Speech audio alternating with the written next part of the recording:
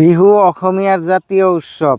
বিহু অসমীয়াৰ চিনাকি, অসমীয়াৰ আৱেগ। জাতি বৰ্ণ ভাষা নিৰ্বিশেষে সকলোৱে বিহু উদযাপন কৰিব পৰাৰ বাবেই বিহুক লোক সংস্কৃতিৰ দাপোন তথা অসমীয়া সংস্কৃতিৰ শ্ৰেষ্ঠতম সম্পদ বুলি অভিহিত কৰা হয়।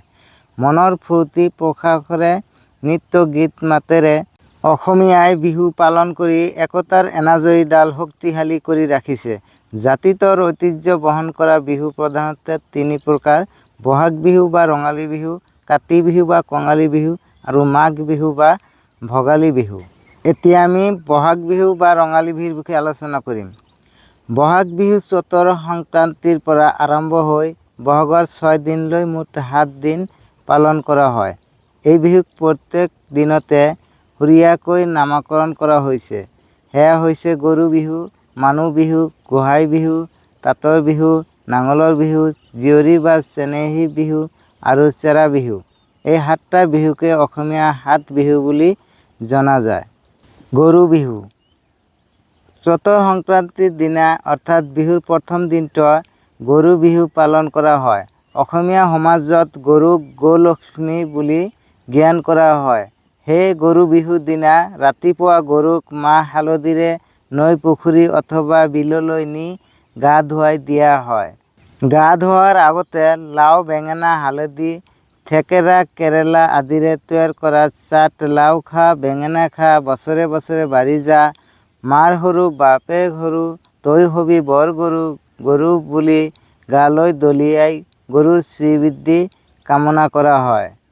সন্ধিয়া ঘৰলৈ ঘূৰি অহাৰ পাছত মাখিমতী পাতেৰে মাখিমতী পাখি-পাত মাখি মাৰো জাকে জাক বুলি গাই গৰুক বিচি দিয়া হয় আৰু পিঠা-পনা খাবলৈ দি নতুন পঘাৰে বন্ধা হয়।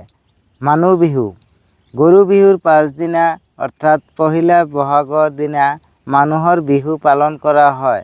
মানুহৰ বিহুত ৰাতিপুৱাই সকলোৱে গা-পা ধুই সৰুৱে ডাঙৰক সেৱা কৰি আশীৰ্বাদ লয়।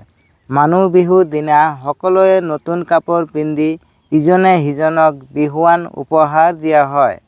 গোসাই বিহু ৰঙালী বিহুৰ তৃতীয় দিনা গোসাই বিহু পালন কৰা হয়। সেইদিনা ভগৱানক স্মৃতি কৰি বছৰটোৰ বাবে সকলোৰে মংগল কামনা কৰা হয়। তাঁতৰ বিহু অসমীয়া জাতীয় জীৱনৰ আদৰৰ সম্পদ তাঁতশাল।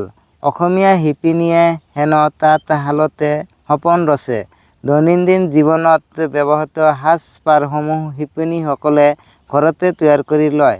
এই তাঁতশালখনকে মৰ্যাদা প্ৰদানেৰে এই দিনটোত অসমীয়াসকলে তাঁতৰ বিহু হিচাপে পালন কৰে।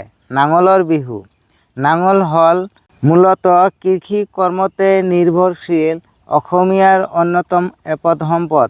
সেয়েহে কৃষি কৰ্মক প্ৰাধান্য দি বিহুৰ পঞ্চম দিনা নাঙলৰ বিহু বুলি পালন কৰা হয়। চেনেহী বা জীয়ৰী বিহু বিহুৰ ষষ্ঠৰ দিনা চেনেহী বা জীয়ৰী বিহু পালন কৰা হয়। এই বিহুত বিয়া দিয়া জীয়ৰী নিজৰ ঘৰলৈ আহে। সেয়েহে সেইদিনা চেনেহী বা জীয়ৰী বিহু। চেৰা বিহু 7 বিহুৰ শেষৰ দিনা চেৰা বিহু। এই বিহুক কোনো কোনোৱে এৰা বিহু বুলিও কয়। এই বিহু বহু আঞ্জাৰে ভাত আৰু ঠাই বিশেষে 100 এবিধ শাক খোৱাৰ নিয়ম আছে। তো আজিলৈ ইমানতে সামৰিছোঁ। আগলৈ সম্পূৰ্ণ বিহুৰ ৰচনা লৈ আহিম। তোমালোকৰ কেনেকুৱা লাগিল অৱশ্যই কমেণ্টত জনাবা। ধন্যবাদ।